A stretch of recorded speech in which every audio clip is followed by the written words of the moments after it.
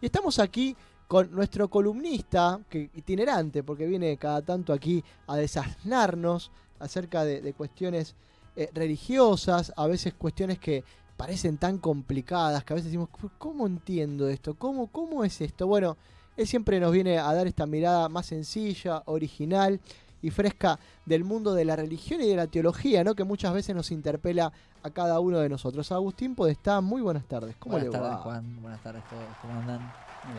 Muy bien. Bien.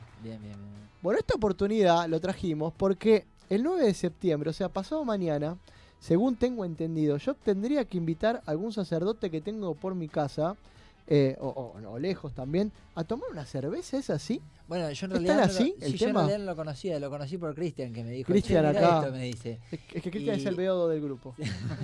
Sí. Y hace tiempo me lo dijo, ¿no? Se ve que estaba como preparándolo en Está la agenda ya esperándolo. hace tiempo. Dice que tiene una lista. Sí. Que armó un grupo ahí, una lista cerrada en un bar de acá, cerca. Y como es, y bueno, y me lo puse a investigar a ver de qué se trataba un poco. Y me pareció muy interesante. Sí, se plantea como, bueno, esta idea de poder de alguna forma invitar, hacer partícipe, charlar con, en este caso con algún sacerdote para, invitar una cerveza. Lo que implica, lo que por ahí me parece que genera un poco de resquemor es el tema de la cerveza en particular, que eso sería lo otro que hay que charlar, pero asombraría saber que hay bendición eclesiástica para la cerveza, o sea, patrono de la cerveza, hay como...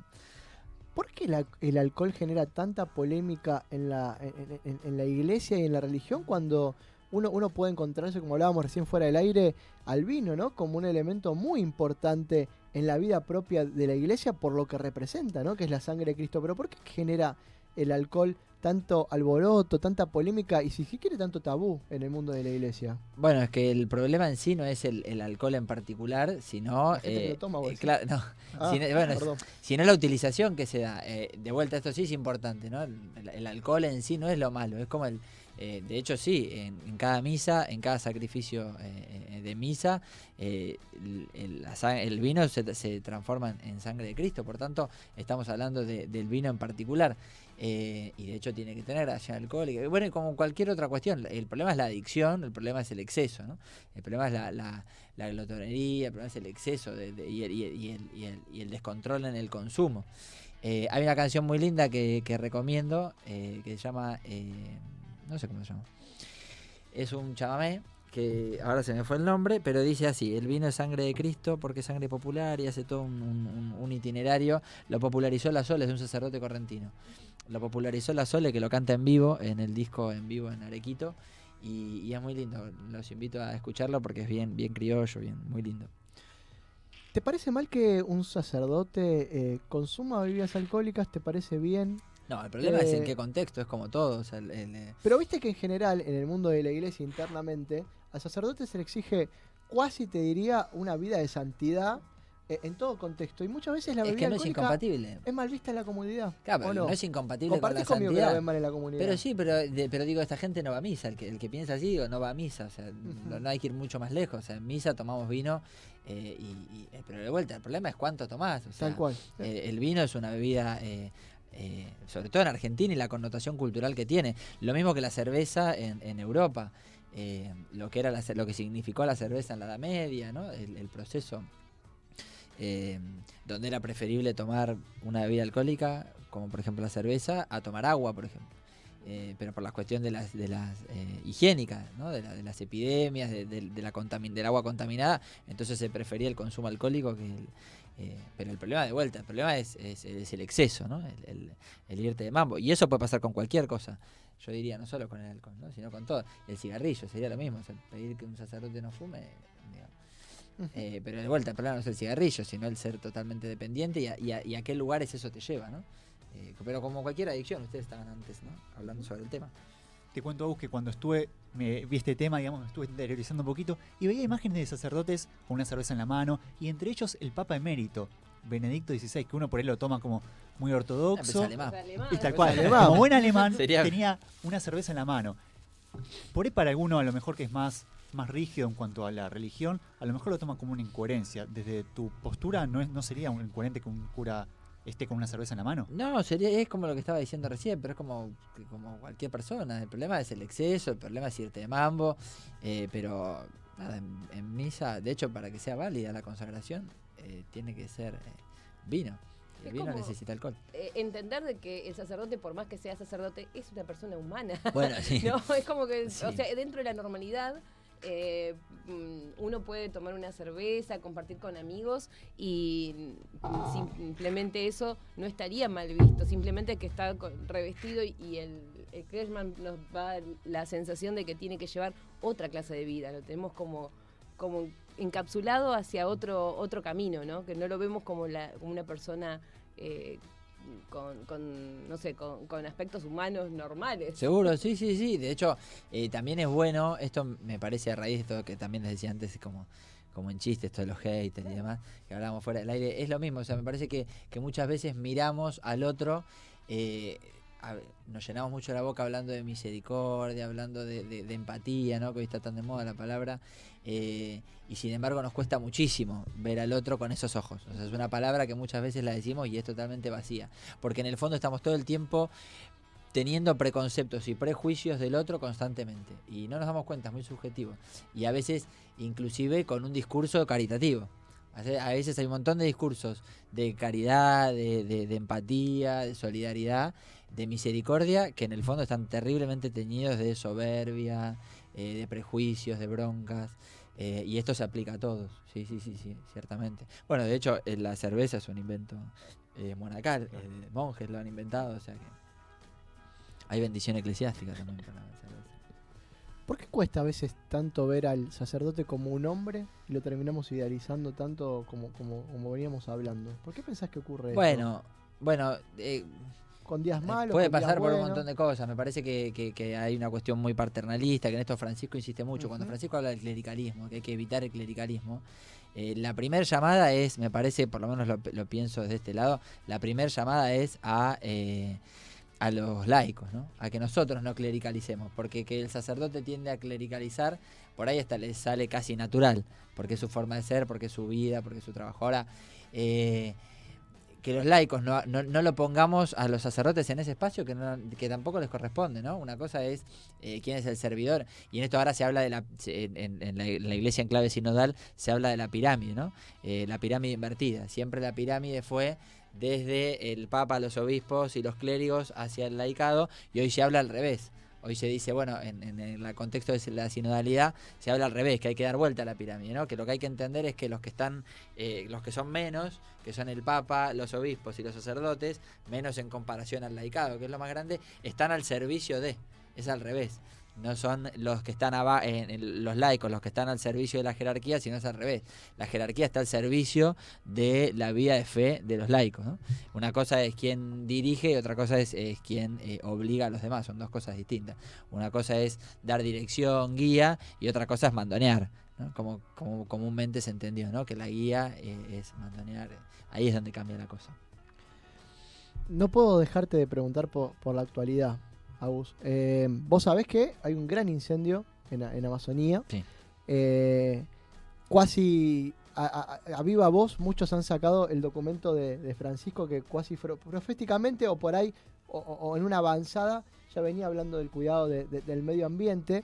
Y casualmente el Papa ahora está en una zona donde también ocurren enormes incendios y que por ahí no se tornaron tan mediáticos, ¿no? Como es la zona de África. Ahora está recorriendo Mozambique, está en este momento en Madagascar y va a partir también hacia las Islas Mauricio, que son países que en su momento ha recorrido Juan Pablo II, que eran países que cuando Juan Pablo los recorría recientemente se habían independizado, eran muy rurales y él en ese momento sintió esa necesidad de ir. Francisco repite un poco ese viaje, pero más allá de eso, el punto son los incendios y esta carta que había escrito el Papa a lo largo, hace un tiempo atrás y que nadie le dio mucha pelota a nivel mediático, ¿no? ¿Nos podrás contar un poquito, resumidamente o sucintamente, a qué apuntaba Francisco cuando empezó a hablar de esto de cuidar nuestra casa común y el medio ambiente? Bueno, de hecho, en nuestro país no le hemos dado mucha pelota. No, en nuestro pero país realmente, ni lo han hablado. Acá lo hemos hablado, realmente pero en todos los espacios, por lo menos académicos, económicos, empresariales, de concientización internacional, Laudato Si, que es esta encíclica de la que estás hablando, entró pero de lleno. O sea, no hay espacio hoy, no hay congreso internacional donde se hablan temas de economía, política, política, sociedad, medio ambiente, que el tema del Laudato Si no haya entrado.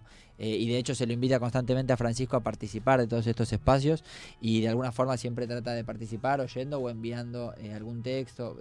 Lo que pasa es que acá en Argentina como la cuestión ecológica no la tenemos muy desarrollada. Pero en esto se han creado, en el Vaticano se han creado espacios y agrupaciones y hay y es más, yo le agregaría algo más. Estamos por celebrar en octubre el Sínodo de la Amazonía, que se va a celebrar en Roma, pero se viene preparando hace años. El otro día estábamos en una conferencia y salió este tema, ¿no? Van a decir ahora que Francisco es un oportunista porque viene a hablar ahora que se está incendiando, ¿no? Claro. Bueno, en realidad este sínodo lleva por lo menos 2 años de preparación. Y justo es ahora, en octubre, 20 y pico de octubre. Y se viene trabajando con un montón de países que están afectados por esta realidad. Justo esta mañana veía que ya se determinaron quiénes son los obispos. Claro, sí. Exacto. Pero esto se viene trabajando hace años.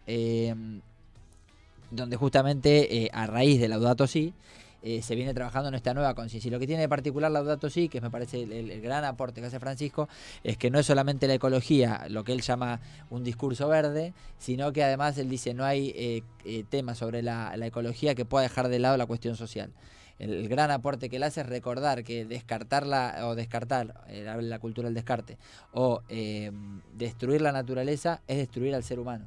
Entonces hace un paralelo constante entre el descarte de basura, plástico, etcétera, etcétera, y el descarte de seres humanos, ¿no? Que así como descartamos basura, descartamos personas a la calle.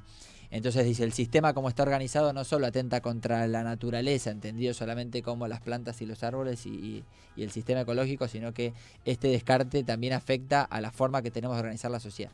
De hecho, la palabra economía, que eso no se sabe mucho, pero la palabra economía significa administración del hogar. Los que damos ética económica, esto siempre, empezamos por ahí, ¿no? O sea, ¿qué significa hogar? Significa casa común. Por eso el texto se llama Laudato Si, del cuidado de la casa común. Y uno diría, bueno, eso es igual a decir economía. Y dice, pero ¿cómo economía si estamos hablando de ecología, de pobreza, ¿no? Bueno, es que justamente Francisco lo que plantea es que todo va de la mano. El planteo ecológico es un planteo social. También hablabas recién de la cultura del descarte, ¿no? En un contexto donde las migraciones están cada vez más en boga, ¿no? No solo, ya parecía algo muy lejano cuando esto pasaba en Siria, cuando muchos escapaban de la guerra de Medio Oriente y por ahí iban hacia Europa, y hoy nos toca una realidad muy regional, que es la cantidad de migrantes que hay venezolanos, colombianos también, porque hay que decirlo que Colombia también está teniendo una gran migración de personas, y encontramos países como Ecuador que ya empiezan a poner visa, Chile, empieza a haber como distintas barreras que impiden que muchas personas puedan encontrarse a salvo, volver a rehacer su vida. Hoy Ana hablaba de 2 médicos que son venezolanos, que han podido dar salud a un pueblo que por ahí estaba abandonado a la suerte de morirse ahí sin ninguna atención médica, ¿no? ¿Cómo también Francisco empieza a hablar de esto de las migraciones, que también fue un verdadero adelantado? El Vaticano en sí mismo fue un verdadero adelantado cuando ya venía previendo que esto iba a ocurrir. Sí, el tema de las migraciones es como uno de los grandes temas también en la agenda internacional, el tema de migraciones y trabajo, ¿no? Porque son como 2 caras de la misma moneda. Por lo general las migraciones se dan en contextos de falta de convivencia y paz social, y se dan en contextos de falta de trabajo, ¿no? Por situaciones económicas. Y eso obliga a las personas a desplazarse, ¿no? En este sentido, bueno, justamente son como los grandes temas que hoy se están debatiendo. Y esto implica, a lo que se habla cuando se habla de la ética internacional y la cooperación internacional, se habla en el fondo de cuáles son las barreras y los límites, dónde ponemos muro y dónde no, y donde muchas veces creemos que no ponemos muro, pero de alguna forma estamos poniendo, ¿no? Porque una cosa puede ser algo visible y claro, como el muro de Trump, que es claro, es visible, claro, y otros son otro tipo de muros, ¿no? Por ejemplo, esto que vos estabas diciendo, muros legales, por ejemplo, poner más reglamentación para el ingreso y egreso de personas, ¿no? En un país o en otro, por ejemplo, ponerles visa, o hacer, el otro día escuchaba también una redada de miles de deportados, o también en Medio Oriente, que hay también todo un movimiento para, se dice normalizar la situación, pero lo que se está haciendo es viendo quién cumple con los requisitos de identidad, de documentación y quién no. Entonces esos son otro tipo de muros también que se van poniendo, y por último un gran planteo, que esto sí creo que es un aporte que nosotros podríamos pensar nosotros en nuestro país y cada uno en su lugar, es el concepto de no voy a decir de patria, pero sí cómo entendemos nuestra propia identidad, ¿no? porque muchas veces hay muchos discursos que hablan sobre, por ejemplo, lo patriótico, no sobre lo patriótico, sino sobre la patria o la identidad, cuando en el mundo cada vez las barreras identitarias, culturales sobre todo, van tendiendo a desaparecer. De modo tal que por ahí en las ciudades metropolitas, como puede ser Buenos Aires u otras ciudades, es más fácil de ver, ¿no? Pero como muchas veces nuestros discursos o nuestra forma de ser en determinadas cuestiones sobre nuestra identidad cultural también es una barrera. Esto me parece que es una invitación a que todos podamos hacer. Que esto no depende de las grandes decisiones de los gobiernos y demás, sino de qué forma, bueno, esto es de mi patria, esto es mío, y esto es tuyo y es de tu patria, por tanto vos no podés estar acá, porque a vos no te corresponde estar acá, porque este no es tu espacio. Bueno, en un mundo donde cada vez se tiende la globalización no es mala de por sí, ¿no? De lo que hablamos antes como con el alcohol. Claro. O sea, la globalización de por sí no es mala, porque permite un montón de cosas positivas. Por ejemplo, que cada uno no piense en su rancho, en su solo espacio, sino que tienda a encontrarse con otros. Bueno, cuando esto pasa a nivel internacional, ¿cómo reaccionamos? Bueno, esto sí, esto no, esto me gusta, esto no me gusta, esto me convence, esto no me convence. Bueno, es un planteo en el fondo sobre la paz social. Sí, pensaba también en las acciones de Francisco, en todo lo que él nos va diciendo, cómo a través de sus actitudes él le va mostrando a los migrantes que hay una patria mayor, ¿no? Que se pueden haber quedado quizás sin su hogar, que se pueden haber quedado sin su país, que quizás hay lugares que no les están dando el espacio, pero que la Iglesia les está dando ese espacio y les está mostrando que, bueno, no están solos, que hay una patria que va más allá de las fronteras, ¿no? Sí, sí, tal cual. De hecho, bueno, el mismo título, ¿no? El cuidado de la casa común. O sea, no está, y estamos hablando del planeta, ¿no? Entonces no está diciendo, mirá, cada uno desde su lugar, bueno, aíslese y fíjese cómo resolverlo, ¿no? Como muchas veces los tratados internacionales tienden a esto, es decir, bueno, hay que reducir el consumo de tecnológico, etcétera, de la polución, bueno, a ver cada uno lo que está haciendo, ¿no? Entonces, y ponemos, ¿cómo se llama? Y se ponen multas entre países para quien lo logre. Acá se está diciendo, mira, muchachos, la torta para repartir es una. Esto la doctrina social de la Iglesia lo tuvo siempre, ¿no? Esta idea. Bueno, la torta para repartir es una. Bueno, en realidad todos creemos que estamos comiendo y creemos que la torta es infinita, ¿no? No hay tanto, o sea, cuando termine todo de colapsar, no hay tanto para repartir. Y que yo tenga 2 implica no que otro tiene 2, sino que implica que otro tiene 1, otro tiene nada, ¿no? Sí, verdaderamente todo un planteo. Y Francisco en esto insiste mucho. El tema de las migraciones es un tema que tiene en agenda desde el principio, ¿no? Las olas migratorias que desde África tratan de cruzar Europa y fallecen, que ustedes lo conversaban también la semana pasada. Bueno, esto es clave, sí, en el magisterio de Francisco es un tema, una preocupación terrible, por esto, porque nos plantea esto que decíamos recién, nos hace un replanteo de qué entendemos por frontera. En el fondo es esto, ¿no? ¿Qué entendemos cada uno por frontera? ¿Qué entiende cada país por frontera? Bueno, creo que en Argentina igual, esto es una apreciación personal, como la Argentina desde sus orígenes, desde los primeros siglos de su organización,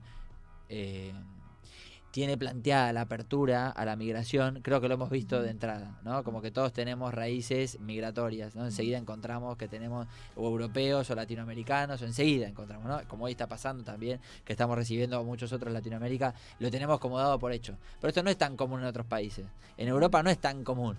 Por ejemplo, esto, las olas migratorias. En Estados Unidos no es tan o lo tienen, pero todavía son muy reticentes a entenderlo. Y esto es un planteo importante que hay que hacerse. Sí, esto es un planteo fundamental, porque a veces las fronteras, esto que decíamos recién, las fronteras son como tan estructuradas que mismo nosotros ponemos. Fuera del aire hacías un comentario que por ahí, alguno que no está del todo adentrado, puede sonar un poco disruptivo, y es el tema de que Jesús era un glotón y demás. Una frase muy bien evangélica. Pero yo no lo dije, ¿eh? No. Lo acusan a Jesús en el Evangelio de eso. Qué fuerte. Sí, lo dicen. ¿Quién es este, no? Volviendo al tema del consumo, digamos, la Biblia, la palabra de Dios, ¿dice algo en particular en cuanto a los excesos, ya sea de alcohol u otro tipo de excesos? ¿Hace referencia a ese tema? Bueno, sobre Sagrada Escritura tendría que ponerme en detalle, encontrar si la pregunta es puntualmente sobre la Sagrada Escritura. O sobre la tradición de la Iglesia. Ahora, claro, el problema es el mismo, el problema es el exceso, el problema es el consumo por exceso. Cuando uno sabe las consecuencias que eso puede traer, es como cualquier cosa que uno hace, ¿no? Cuando uno hace una determinada acción, esto es la moral, ¿no? El desarrollo de la moral. El problema no es una determinada acción, sino cómo uno encara esa acción. O sea, la acción en sí misma puede no ser ni buena ni mala. El problema es qué hace uno con eso y qué grado de conocimiento tiene, lo que se llama la conciencia moral. Cuando vos sabés cuáles son las consecuencias, el gran debate, por ejemplo, sobre manejar borracho o no manejar borracho. ¿Cuál es el problema? ¿Tomar alcohol, no tomar alcohol? Bueno, nuestro código, nuestra reglamentación siempre entendió de una forma rara el tema de la conciencia al momento de tomar alcohol, ¿no? Recién ahora se está como revirtiendo con la lucha de las madres del dolor y demás. Pero hasta entonces tiene una forma rara porque se habla de la voluntad, ¿no? ¿Qué voluntad tenés vos con esto? Bueno, es como un poco pobre la concepción de la voluntad solamente. Y el derecho no lo terminó de entender. Recién ahora se está como, ¿qué es decir? ¿Qué conciencia tenés vos cuando realizás determinada acción? Es como cuando vos golpeás a alguien sin querer. Uy, disculpa. Ahora, si lo hiciste a propósito, tu disculpa casi que no sirve si no estás arrepentido. ¿Por qué? Porque vos tenés conciencia de lo que estás haciendo o no. En este caso pasa lo mismo. Yo no puedo tomar un vaso de vino. Pero yo sé qué consecuencias tiene tomarme ese vaso de vino. Yo me puedo tomar 2 vasos de vino y yo sé qué consecuencias tiene tomar. Y en tomarme 3, 4, 5 copas de vino, yo ya sé, porque yo ya sabía antes, qué es lo que pasa cuando vos no solo tomás una copa, sino tomás 2, 3, 4, entre las que está incluido el hecho de que yo también voy perdiendo mi capacidad de decisión. Porque vos sabés que el alcohol tiene eso. Entonces vos sabés, cuando tomás una copa de vino, no solo te estás emborrachando, sino que además estás perdiendo noción de lo que viene después. Por eso es tan importante y ahí hay que echar mucha mano, sobre todo cuando se habla en moral, hay que echar mucha mano a la psicología, hay que echar mucha mano a la nociología, al conocimiento que tenemos de las cosas, a la difusión, a qué es aquello que sabemos, que no sabemos, etcétera. O sea, no vale decir, por ejemplo, si yo me tomo 9 copas de vinos, no entiendo nada, a la 10ª puedo decir que no era pecado porque no tenía conciencia. En ese caso no valdría. No porque vos ya la conocés. El tema es que no conozcas. Por ejemplo, no sé, tomaste, voy a poner un ejemplo tonto, pero tomaste, comiste, yo qué sé, sos celíaco, sabés que no puedes comer determinado bizcochuelo y yo te digo, che, toma, come esto. Pero es sí, te digo yo sé que no, pero yo sé que sí, que no podés. Y vos lo comés igual porque confías en mí. Ahí no hay, ¿se entiende? Porque ahí vos no sos consciente de lo que está sucediendo. Ahora, si yo sí soy consciente de lo que estoy haciendo, bueno, me hago cargo, digamos. Es el combo completo, es saber qué es lo que estás haciendo. Y en este caso vas a lo mismo. El problema son los excesos, ¿no? Los pecados capitales son por exceso. Por defecto, bueno, y todo. Pero ese es el problema. El problema no es comulgar con sangre de Cristo. El problema sería comulgar con 2 litros de sangre de Cristo. Para poner un ejemplo concreto, ¿no? Ese es el problema. Porque vos sabés que es lo que una gotita de vino produce a lo que medio litro, 1 litro de vino produce en vos. Sin duda. Cristian, ¿vos querés decir algo al aire? ¿Querés? No. Lo vi muy preocupado por el tema de... Por el tema del alcohol salió mucho. No, pero está muy bien. Está muy bien, sí, porque es un comunes. Tema. Averiguando también un poquito, veía como algunos foros, ¿no? Gente preocupada porque decía, no, que me sentí mal, decía porque estaban tomando alcohol, no sé qué. Pero el problema, de vuelta, el problema no es el alcohol en sí. El problema es el consumo, que es otra cosa, ¿no? Es cómo consumimos. Lo mismo que cualquier otra cosa, porque la glotonería, por ejemplo, es exactamente lo mismo. O sea, el problema no es la comida en sí. El problema es comer por comer, sabiendo que ya estás comiendo de más y que lo que te encanta es eso. Recordando, por ejemplo, esto que decíamos recién. Eso nos lleva directo al planteo por la cultura del descarte. Es decir, comemos tanto y consumimos tanto que al final es grosero. Pero lo que quiero es eso, lo que quiero es el exceso. Bueno, ¿para qué? ¿No? La castidad es justamente la que nos recuerda. La castidad no es solamente la cuestión sexual, la castidad es en todos los ámbitos. La castidad es esa que te recuerda, che, ya hasta acá estás. O sea, a partir de acá es exceso. Y lo que estás queriendo ahora es el exceso. O sea, a partir de ahora lo que te está gustando es el exceso. Y ese exceso, mira, tiene otros fines. Por ejemplo, alguien que no lo tiene. O sea, tenés 3 porciones, hace falta que te comas las 3. Por ahí puedes comerte 1, 1,5, y la otra 1,5 se la come otro. ¿No? Por ejemplo. Agustín. Juan. Bueno, aquí Agustín está transmitiendo en vivo. Estuvimos hablando un ratito sobre medio ambiente. Estuvimos hablando sobre migraciones. ¿Y a quién vas a invitar al final? A tomar una cerveza el 9. No, bueno, tengo una larga lista. Elegir un sacerdote? ¿A quién no, elegirías? tengo larga lista. No voy a decir ninguno porque después se ponen celosos. Claro, no, se me ponen celosos. ¿Te trajiste el tema? ¿Tenés alguna especial? No, Cristian tiene también tengo un par. No puede, sí. No puede. Es ahora el 9, ¿cuándo es 9? El 9. Pasado mañana. Pasado mañana, el lunes es un día complicado. Es un día complicado, yo trabajo ¿no? todo el día. Es un día complicado. Pero bueno, nada, puede ser otro día, es la excusa como para compartir, digamos, ¿no? ¿Y vos, Juan, tenés ya designado que... No, tengo 2, tengo un problema, tengo que elegir, no voy a generar problemas. ¿Viste? Bueno, ¿Viste? Es un problema. Es complicado. Bueno, ¿te quedas acá con nosotros? Me quedo un ratito porque hay una cuestión en casa, tengo que arreglar un caño que se rompió. Casi no vengo por el desagüe ahí, tengo la casa hecha un bordo. Bueno, saludos a... ¿Cómo anda el pequeño? Bien, lo voy a traer. Lo tenés que traer, En estos meses prometo traerlo. En estos meses venideros, cuando haga un poquito más de calor, así, ahí lo traemos. Lo hacemos debutar acá en la radio. Que venga acá a la radio a hablar, a llorar. Muchísimas gracias, Agustín, por haber venido. A ustedes, como siempre, por la invitación. Agustín Podestá, especialista en asuntos religiosos y teológicos, compartiendo aquí en On Radio.